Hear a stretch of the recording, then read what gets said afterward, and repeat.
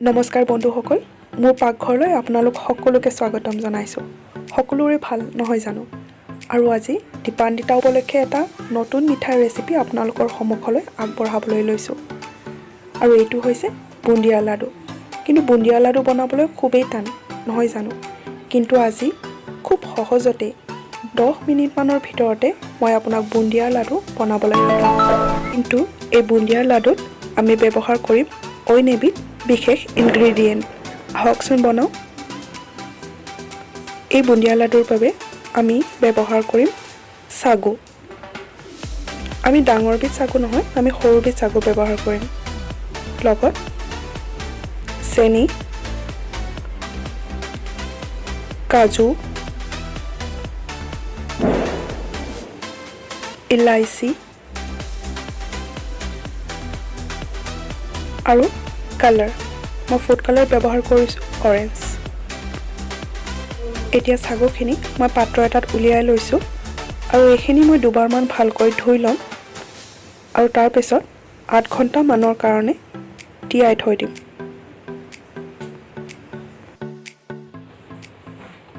এতিয়া 8 ঘণ্টা সম্পূৰ্ণ হৈ গৈছে। মই এবাৰ চেক কৰি লৈছোঁ। এয়া চাওক, চাগুখিনি সম্পূৰ্ণভাৱে ফুলি গৈছে। এতিয়া মই আকৌ এবাৰ ভালকৈ চাগুখিনি ধুই ল'ম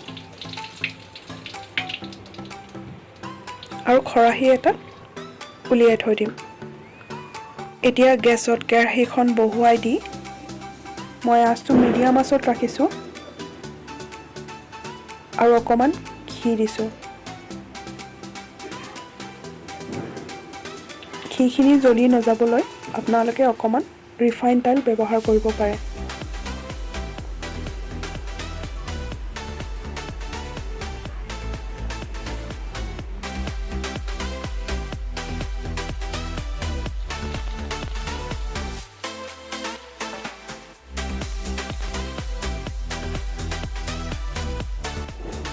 এতিয়া খৰাহীৰ পৰা চাগুখিনি আমি কেৰাহীত দি দিম। মই গোটেইখিনি চাগু এনেকৈ দি দিছোঁ।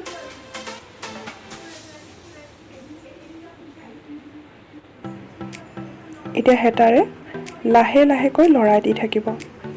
বেছি জোৰেৰে লৰাই নিদিব, নহ'লে চাগুবোৰ ভাঙি গুড়া হৈ যাব। আপুনি দেখিছেনে? প্ৰথম অৱস্থাত চাগুবোৰ বগা বগা হৈ আছিলে আৰু এতিয়া পানীৰ নিচিনা ট্ৰান্সপাৰেণ্ট হৈ গৈছে। তাৰমানে আমাৰ চাগুবোৰ সিজিবলৈ আৰম্ভ কৰিছে। আৰু এনেকৈয়ে 2-3 মিনিটৰ কাৰণে আমি চাগুবোৰ হেতাৰে লৰাই গৈ থাকিম। চাগুখিনি যেতিয়ালৈকে ডাঠ হৈ নাযায় আৰু লেকেটীয়া হৈ নাযায় তেতিয়ালৈকে আমি হেতাৰে এনেকৈ লৰাই থাকিম। এতিয়া মোৰ চাগুখিনি বহুতেই ডাঠ হৈ গৈছে। এতিয়া মই ইয়াত চেনি দিম। আপুনি যিমান কাপ চাগু লৈছিলে সিমান কাপেই চেনি ব্যৱহাৰ কৰিব। মই ইয়াত 1 কাপ চাগু ব্যৱহাৰ কৰিছিলোঁ আৰু সেইটো কাৰণে 1 কাপ চেনি দিছোঁ। এতিয়া আপোনালোকে লক্ষ্য কৰক যে চেনিখিনি দিয়াৰ লগে লগে আকৌ চাগুখিনি পনীয়া হৈ গৈছে। তাৰমানে আমাৰ চেনিখিনি গলিবলৈ আৰম্ভ কৰিছে। এতিয়া চাগুখিনি পনীয়া হৈ থাকোঁতেই মই ইয়াত ফুড কালাৰ মিহলাইছোঁ। এইখিনি সময়ত ফুড কালাৰ মিহলালে কালাৰবোৰ চাগুখিনিত ভালদৰে মিহলি হৈ পৰিব।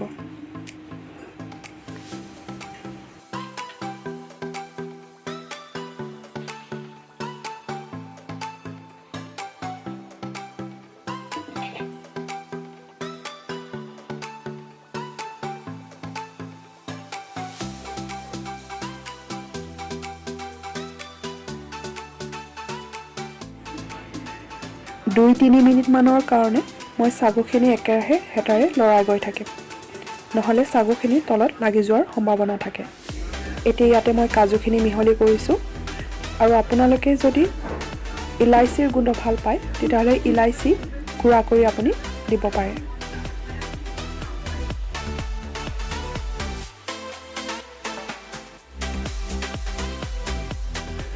মই একেৰাহে লৰাই গৈ থাকিম চাগুখিনি আৰু চাওক আকৌ এবাৰ চাগুখিনি গোটা হ'বলৈ ধৰিছে।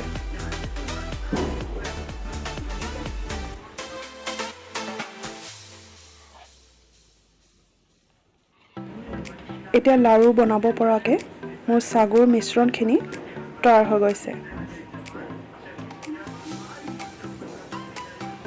এতিয়া সাগুখিনি মই পাত্ৰ এটাত উলিয়াই লৈছোঁ আৰু এইখিনি মই অকণমান সময় ঠাণ্ডা হ'বলৈ ৰাখি থৈ দিম।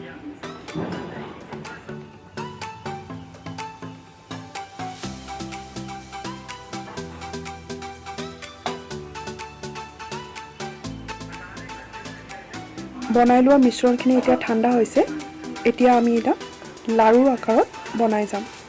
মই হাতৰ তলুৱাত অকণমান ঘি মোহাৰি লৈছোঁ যাতে হাতত লাগি নধৰে মিশ্ৰণটো, আৰু অকণমান মিশ্ৰণ হাতত লৈ মই লাড়ু আকাৰত গোল বনাই যাম।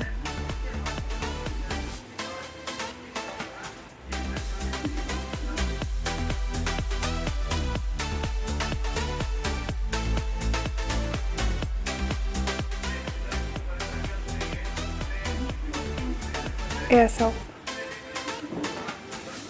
খুব সুন্দৰকৈ গোল হৈছে।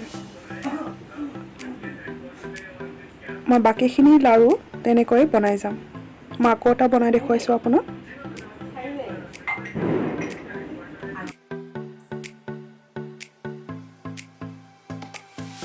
মই এইখিনিতে আপোনালোকক আকৌ এটা কথা কৈ থ'ব বিচাৰিছোঁ, যদি আপোনালোকৰ লাড়ুৰ মিশ্ৰণটো খুব পনীয়া হৈ যায় তেতিয়াহ'লে চিন্তা কৰাৰ কোনো কাৰণ নাই। আপোনালোকে আকৌ এবাৰ কেৰাহীত মিশ্ৰণখিনি দি আকৌ অলপ সময় লৰাই থাকিব। আৰু যদি বেছি ডাঠ হৈ যায় মিশ্ৰণখিনি তেতিয়াহ'লে কেৰাহীত দি আকৌ এচামুচমান ঘি মিহলাই মিশ্ৰণখিনি আকৌ লৰাই থাকিব। আৰু তাৰপিছত নিজৰ পচন্দ অনুসাৰে সৰু ডাঙৰ আপুনি যেনেকৈ বিচাৰে গোল আকাৰ দিব। এতিয়া মই বাকী থকা মিশ্ৰণখিনিৰেও গোটেইখিনি লাড়ু বনাই লৈছোঁ।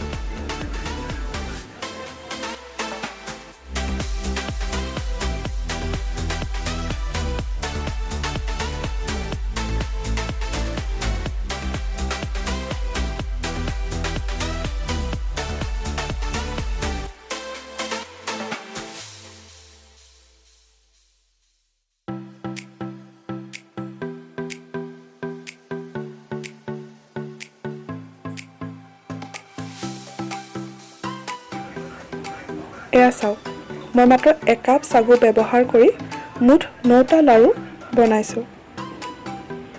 দেখিবলৈ সম্পূৰ্ণ বুন্দিয়া লাড়ুৰ নিচিনা আৰু খাবলৈ একেবাৰেই বুন্দিয়া লাড়ুৰ নিচিনা, কিন্তু তাতকৈ খুব কম সময়ৰ ভিতৰতে এই লাড়ুবিধ বনাই উলিয়াব পাৰি। গতিকে আপোনালোকেও বনাওক আৰু খাই কেনে পালে মোক জনাবলৈ নাপাহৰিব তলৰ কমেণ্ট ছেকশ্যনত। আৰু যিসকল বন্ধুৱে মোৰ ভিডিঅ'টো সম্পূৰ্ণকৈ চালে তেওঁসকলক অশেষ ধন্যবাদ। আৰু যিসকলে মোৰ চেনেলটো এতিয়ালৈকে ছাবস্ক্ৰাইব কৰা নাই তেওঁলোকে ছাবস্ক্ৰাইব কৰিবলৈ নাপাহৰিব আৰু কাষত থকা বেল আইকনটো টিপিবলৈ নাপাহৰিব, যাতে মোৰ আহি থকা ভিডিঅ'সমূহৰ ন'টিফিকেশ্যনসমূহ আপোনালোকে পাই থাকে। আজিলৈ ইয়াতে সামৰিছোঁ। আকৌ এবাৰ লগ পাম নতুন এটা ৰেচিপিৰে সৈতে। শুভ দীপাৱলী।